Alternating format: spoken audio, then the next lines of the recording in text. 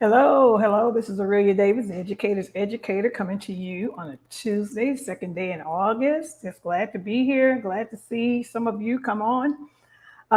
Today's topic is very, very interesting because it sort of reminds me of what I was going through coming, growing up in a family that really could not afford to send us to, my parents couldn't afford to send me to college. And I was the first one in my family to attend college. But the title is, and I read an article, it says college enrollment declines are here to stay. Declines, meaning that a lot of young people are not choosing to go to college. I'll say it again. A lot of young people are not choosing to go to college.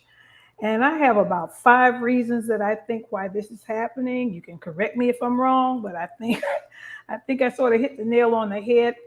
But I want to go back into a little history before I even do that, because I would say coming up in like the 60s and 70s, it was not assumed that every child or every student attending school, elementary school through high school, would attend college. And so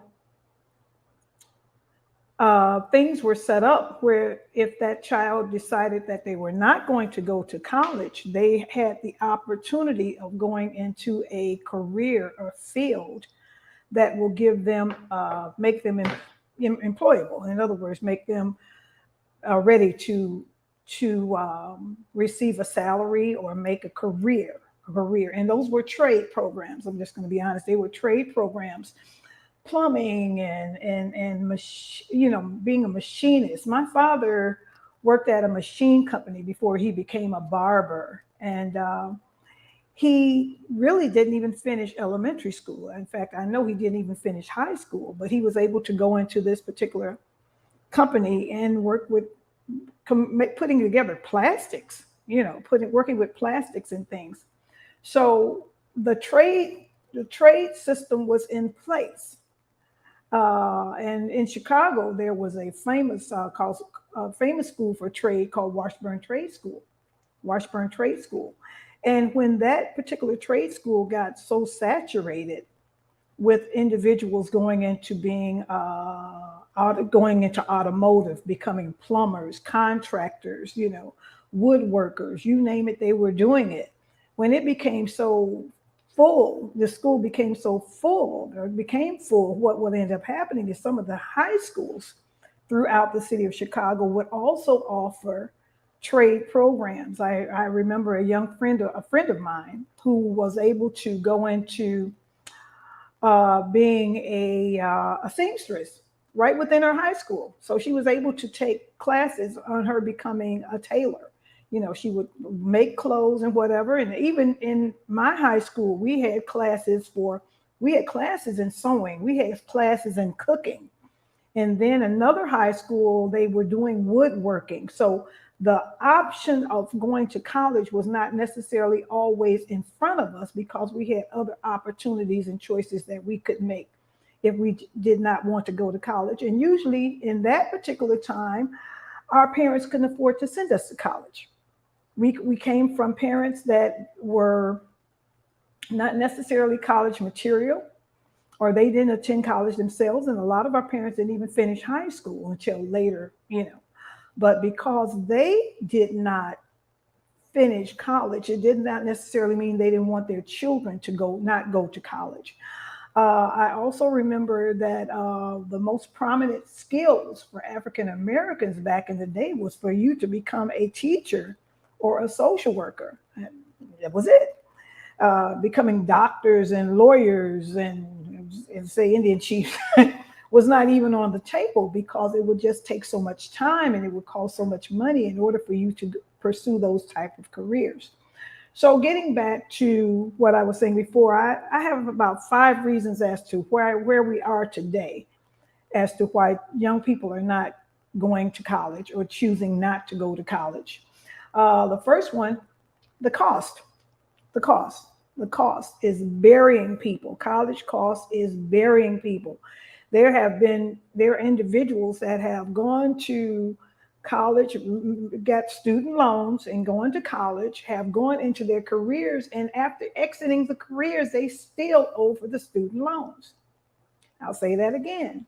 They've gone into the field of whatever particular field they wanted to. They have borrowed money and student loans to go into those particular fields, especially doctors and lawyers and getting MBAs. And then they have exited out of the field. They have did their career. They have exited. They have worked in the career. They have retired, and they still, some of them still have student loan debt. So that makes it sort of, and that's why the present Biden administration is trying to see how they can erase some of this student debt that so many people have in place. And they want to give them the opportunity just within any area. I know being an educator, they would say that if you taught in a school that had a certain amount of free lunch, you could write your student loan off and whatever. So people are still doing that. And there's a lot of programs even today where you can go into a particular company and talk about the student loans or student debts that you have and have it erased. They can just erase it, but of course you have to fall under particular stipulations in order to have that done. So that's the first thing, student college cost. We talk about, young people getting scholarships, and that's another one of my point, but sometimes the scholarships are not enough. It goes along with a student loan that you basically have to tap into in order to be able to stay in school. And I've known a lot of young people that have started but couldn't finish because the cost was so large that they just couldn't finish. Number two, parents, I would feel nowadays are not necessarily encouraging their young people to go to college, and it goes with parents that attended college and then the parents that did not attend college. Okay, parents that attended college and parents that did not attend the college. They're not necessarily pushing their children to take that step to go to college. First of all, going back to point one, they are looking at the cost and how much of that cost would end up being something that they would have to pay back or help their child pay it back. And so they don't want their children to have that that big debt, that debt that's so large. My goodness, some of the debt is more than what they would make once they did secure a good job. The debt is up there. And then of course, along with the debt comes the attachment of interest rates that keeps being attached to it and so forth. And then if you don't pay it on time, you get a fee attached to that. So it just balloons. It just balloons out of shape and whatever. So parents are not necessarily encouraging their children to go back to go to college. They being that there's a lot of jobs that do not necessarily require a college degree. Some jobs are just basically asking for a high school diploma, and that is something you do have to have. They're not going to really tap into anything without a high school diploma. So that's point two. Number one, the cost of attending college is so large that it sort of makes you look twice or three times, decide not to go. And then number two, parents are not necessarily encouraging their children because they know nowadays there are things that their children can do that does not require a college degree. Things that they can do, management they can get into that does not require a college degree. And they are making, we look at the hourly rate now that has gone up. That is going up to the point to meet the cost of living. So a college degree doesn't necessarily get you that. Then the other thing, the parents not encouraging their children, but at the same time, what could you go into? What careers would you go into? Now, so many careers have been saturated. And then they are not only asking for the college degree, but they want you to have the experience also. And so if you're going from high school straight to college, when do you have a chance to get the experience of a particular career that you're going into? So that is something to think about also. Number three, technology. Technology has taken us to the level, or taken people to the level where they do not need a degree in order to go into a career. You can basically Google it, you can take classes online. Technology has just allowed you the opportunity to basically go into whatever you want to do. It's there, is not going away. It is basically allowing our young people, and they are technology, they're not technology challenged. We are technology challenged, but our young people are not technology challenged. Babies have cell phones in their hands. And so they know how to manipulate and do the little bitty things on that particular cell phone in order to be able to do and get what the information they're trying to get. So technology is a big issue as far as attending college is concerned, because you don't need a laptop. You can have a laptop before you even attend high school. You can get a laptop while you're in school. So that technology in the World Wide Web allows young people to go into anything and everything they think they want to. So many of them are doing just doing lives and putting information out there. I go on because of the classes that I would like to take that are not being offered at the college level. So you go into the buildings and you don't see as many sitting in that big conference room, where there were 50 to 60 individuals sitting in my science class, when I was attending college, or in my language arts class when I was attending college. Now, if they do want to take a class, they have the opportunity to take it online, or they can attend a school and take it and do whatever. So it's there. It's in your face. Technology is in your face, and it basically tells you that you do not have to go into a building in order to get a college degree. So that's another thing. Not saying that the classes do not cost. Yes, because the classes do cost. And what I've even noticed that they are adding more classes to a particular subject, so that you have a tendency of there's no way you can get out in 4 years anymore. And that wasn't really happening when I there's no way you can basically get a college degree in 4 years. You're going to go into 5 years or 6 years in order to get what you need. Before, what would happen is that the particular classes were not always offered at the same time. But what happens now is that you're going to have to at least dedicate at least 5 to 6 years, 5.5 to 6 years, in order to get a bachelor's degree. And a lot of times a bachelor's degree does not get you what you want. You have to move on into that master's degree, which keeps you there for like another 2.5 years, another 2.5 years. So this is what's going on. So the technology in place allows you to go and never, basically you can go to college and never ever leave your house. But what also goes along with that college cost is that not only attending classes, but the housing that helps keep colleges in place. Housing, activities, extracurricular activities, all of those things you pay for. Now, in the meantime, technology does not always, or does not help that basketball player or that football player. So those individuals, if they're not recruited from high school, and they do go to play, and they have been recruited to play for a particular college, then of course what's going to happen is that they have to attend that college in order to play ball. And we see where that goes. They're usually there about 2 years, and then they're recruited to the NFL, or to major teams. So they don't really even sometimes don't even complete that college degree. It's interesting. They have a reality show out now where they're showing actors, actors and football players and everybody going back to school. And that's because they felt that when they went directly into the careers of acting or being a singer or a rapper or a football player, that they lost the years for having that college degree. Now, so that college degree does add a little spice to your name. Okay.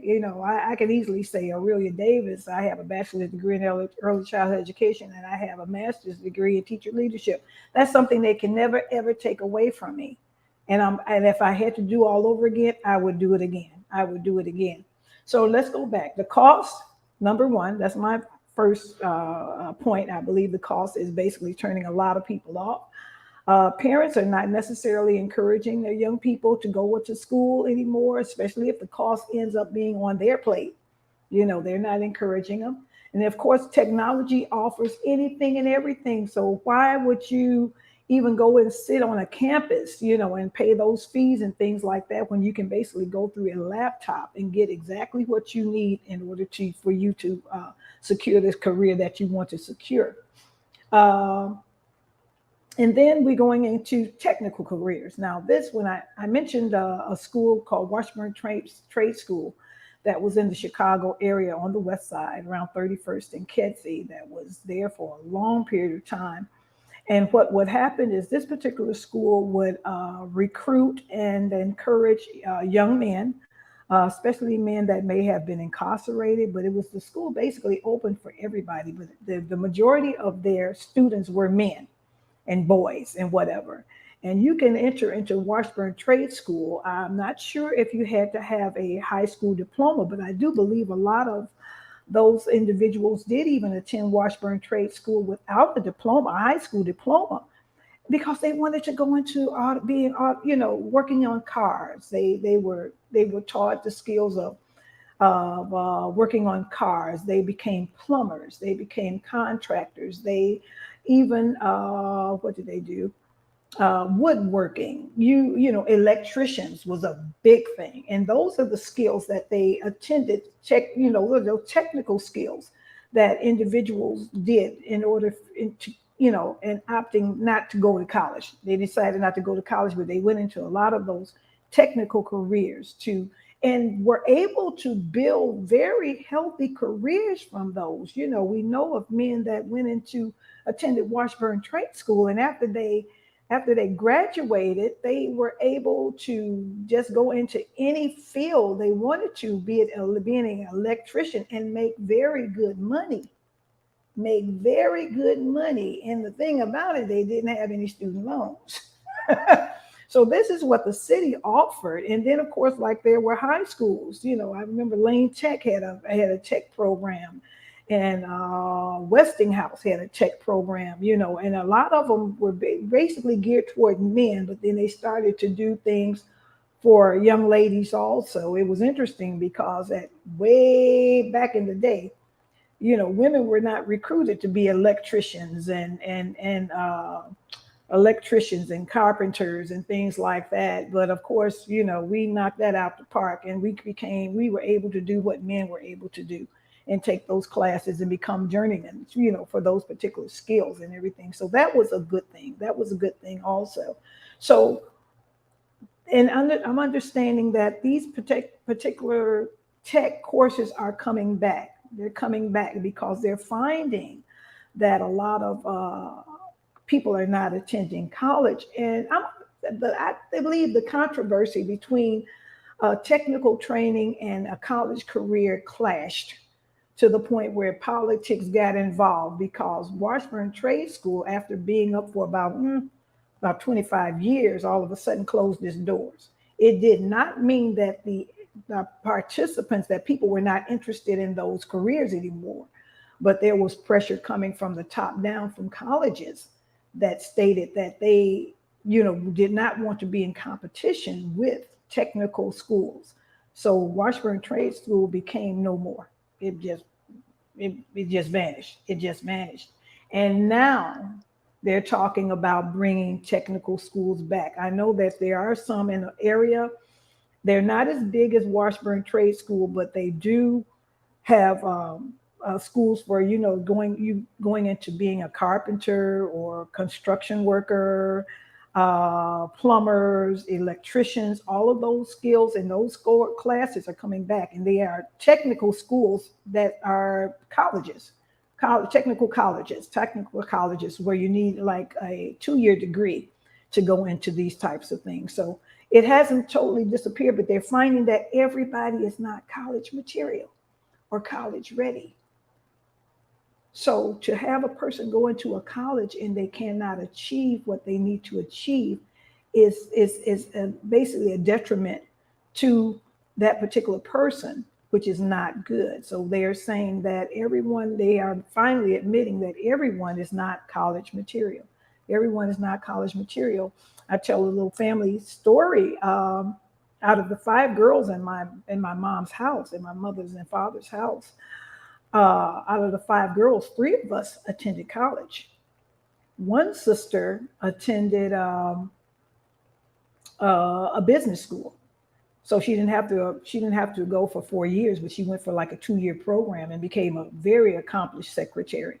And then my older sister went into a career. She did career service. She started teaching at she didn't teach. I'm sorry. She became a postal worker, and she has been in that field for years and has made just as much money as somebody that probably would go to college. So in that particular household, three of us attended college and got our bachelor's degrees and master's degrees. And then two of my sisters, one went to a business college, and the other sister didn't attend college at all. She graduated from high school, and that's as far as she went. That's as far as she went. She went into a career field of being a postal worker, working for the post office. So you have people that go into being postal workers, driving a city bus.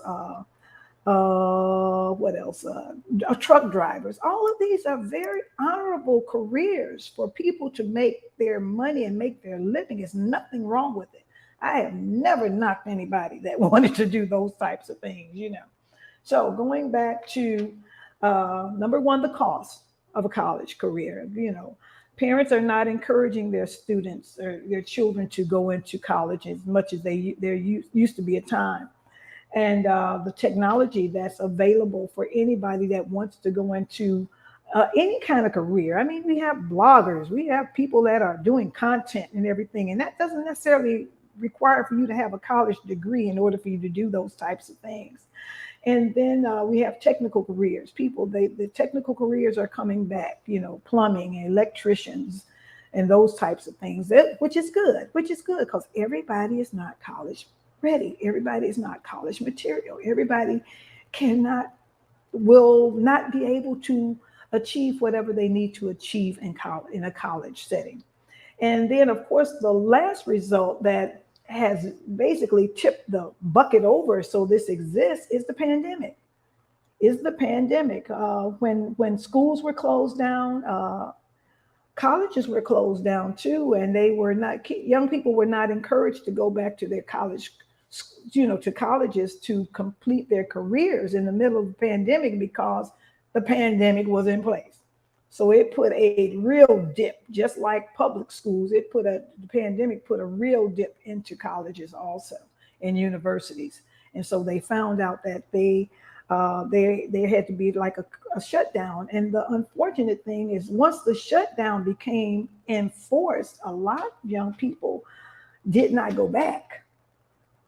They did not go back. Once they were out, and they had to come home or they had to do whatever they had to do, they became discouraged. They became dejected to the point they didn't necessarily want to do this anymore, or it was just so hard trying to get it accomplished. A lot of them finished their degrees online, and then a lot of them just basically went back to school and wore masks and whatever, which sort of shut down a lot of the social time and everything, because I've seen on Facebook where a lot of our young people are attending colleges because they want to become a part of that social group, which is nothing wrong with that. It is some very good training, lifelong training in becoming a part of a sorority or a fraternity. And so, especially for African American children, I'm just saying that. So my five takes on this again as to why college enrollment declines and is here to stay, because they're even saying that it's not going to be not going to come back to where it was before the pandemic, most likely. If it does, it'll be a long time before it gets to that point.